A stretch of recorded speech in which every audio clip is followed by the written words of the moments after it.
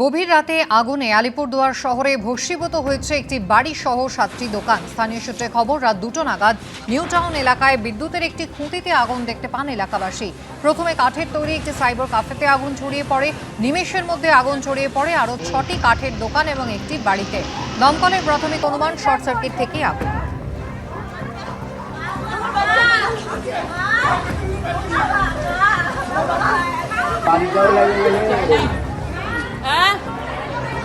জানতাম কি রাস্তায় বলে যা বললো।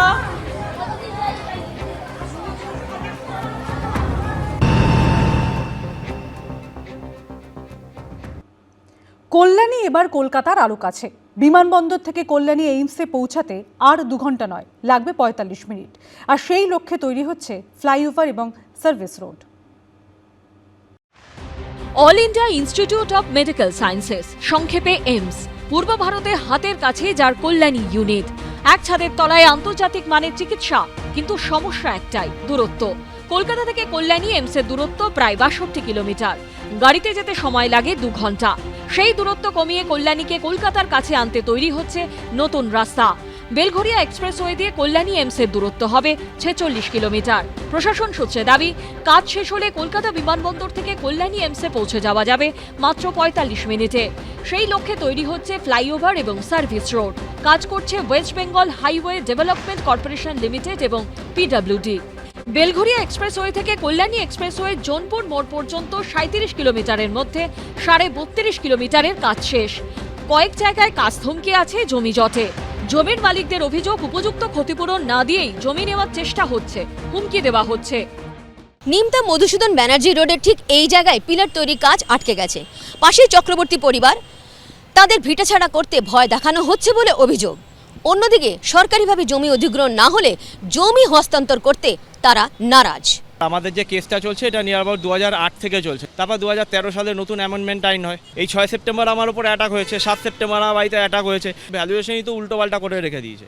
এরা বিক্রি করতে বলছে জোর করে, মানে ফোর্স। এরা আমাদের এমনভাবে ফোর্স করছে, মারছে। এই যে বাড়ি ভেঙে দিয়ে দিচ্ছে। ছেলে বাইরে আছে কারণ আমি সরিয়ে দিয়েছি। আমার উপর প্রেশার ক্রিয়েট করে ওরা নিতে চাইছে।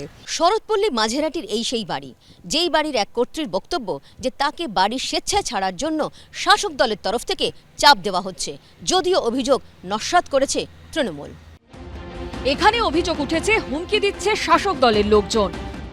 ওনারা এখনকার যারা রয়েছেন তারা ভয় বলুন, ভীতি বলুন, বেশি বলুন বলে যেভাবে হোক তাদের থেকে সব কিছু নিয়ে নিয়েছে। আমাদের বাড়িটা কিন্তু এখনও মানে ডিভিশনটা সেভাবে হয়নি, কার অংশ কোনটা। ওনারা কি করে 3 বোনকে পয়সা দিল আমি জানি না, এবং ওনাদের বক্তব্য সেটা লিখে দিতে হবে, স্বইচ্ছার আমি বিক্রি করলাম। আমি তো স্বইচ্ছায় বিক্রি করব না। কারা করেছে? এই তৃণমূলের লোকরাই করাচ্ছে। তো 272টা পরিবার সবাই উঠে গেছে, তো 2টো পরিবার বসে আছে।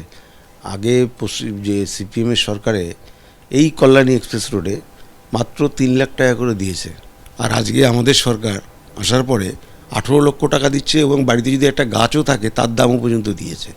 সরকারি ব্যাপার, জোর জুলুমের কী আছে। যে 2জন ভদ্রমহিলা আছেন যাদের নামে, তাদের সাথে আমার খুব ভালো সম্পর্ক, তাদের সাথে কথা হয়। প্রশাসন সূত্রে খবর, নিয়ম মেনেই সরকার জমি নিয়েছে। কারোর উপর কোনো জোর জবরদস্তি করা হবে না, আলাপ আলোচনা করেই জমি নেওয়া হবে। বেলঘরিয়া এক্সপ্রেসওয়ে থেকে জাগুলিয়া পর্যন্ত 43 কিলোমিটার পর্যন্ত প্রকল্পের কাজ চলছে। লেফট উইংয়ের কাজ দ্রুত এগোলেও রাইট উইংয়ে 2টি জায়গায় জমি জটে আটকে পড়েছে। ক্যামেরায় কৌশিক কর্মকারের সঙ্গে রুমা পাল, এবিপি আনন্দ, কলকাতা।